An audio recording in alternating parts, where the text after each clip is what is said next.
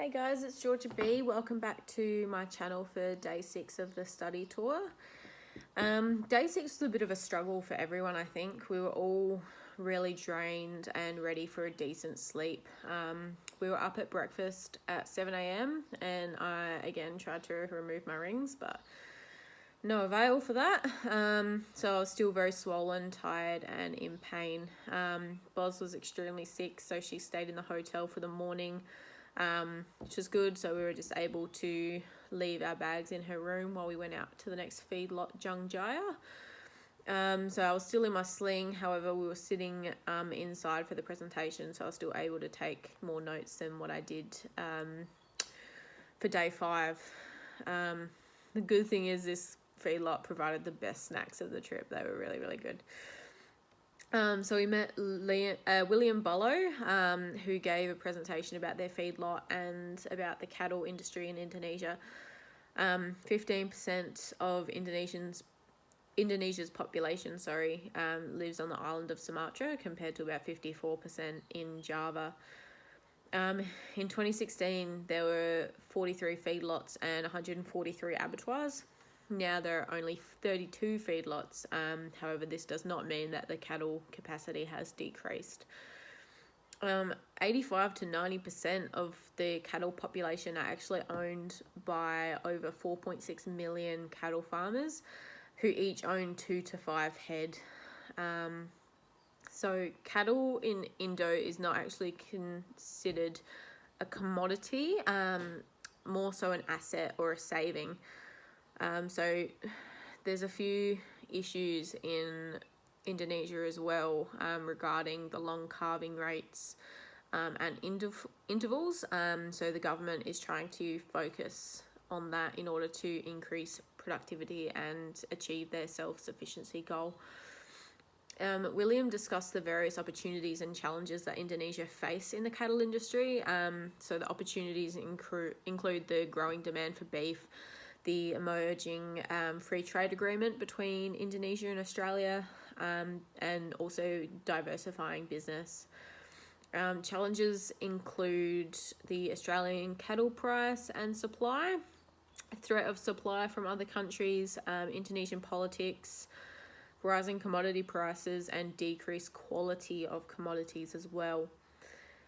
William also told us something we hadn't heard before, which was that buffalo is often consumed. However, people aren't transparent about it.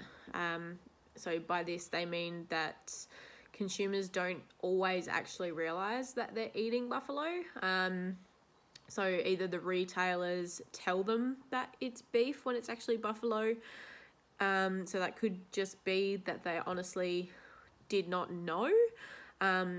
Because the wholesalers might have sold the meat as beef, or the retailers are just trying to say that it's beef and it's actually buffalo. So there's a few different issues going on there. So Jungjaya has 2 feedlots, one in Lampung with a capacity of 20,000 head and one in Medan which holds 7,000 head. They employ approximately 520 staff, with 170 of them being permanent and the rest being outsourced for daily labour. They source their feeder cattle predominantly from CPC at about 330 kilo live weight and feed until they reach sale weights of about 450 to 550 kilos. Key specifications they look for include at least a 50% Brahman content, slip coat, store condition, and large frames as well. So William then explained the feedlot's import process. So first, the cattle are unloaded from the ships at approximately 250 to 300 head per hour.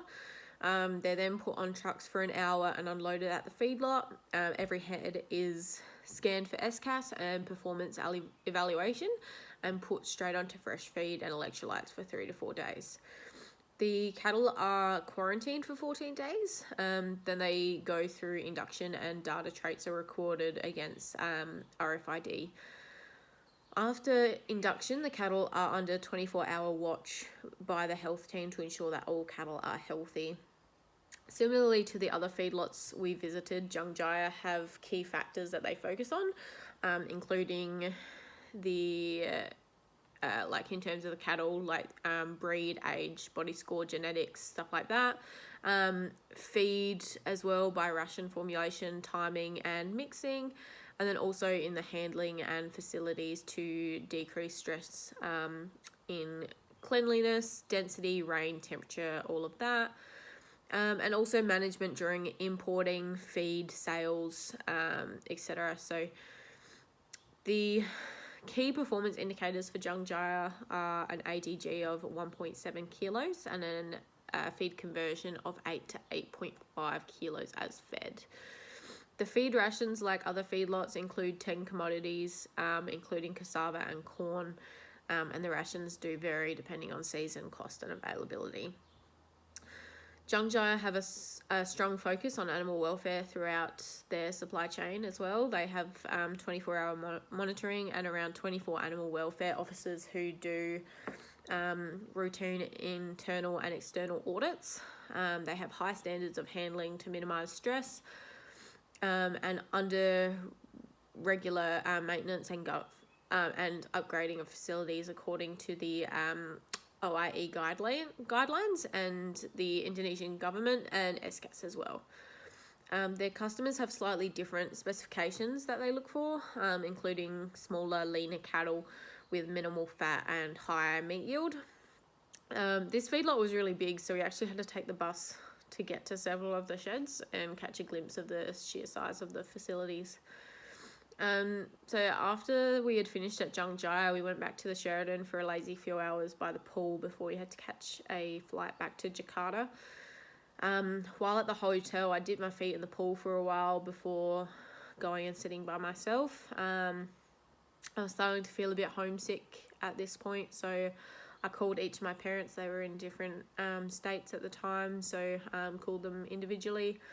And then I texted with my partner as well. So after talking to them for a bit, I did start to feel a bit better, which was good. We then went to the airport for a 6:45 flight and landed in Jakarta at about 7:40. Once again, we were back at the FM7, so that seemed to become our little home away from home. But don't worry though, I didn't fall in the shower this time. I almost did, but I saved myself, so that was good. So yeah, that was day 6. Join me tomorrow for the day 7 recap.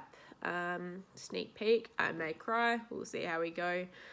Don't forget to like and subscribe. Thanks for watching. Bye guys.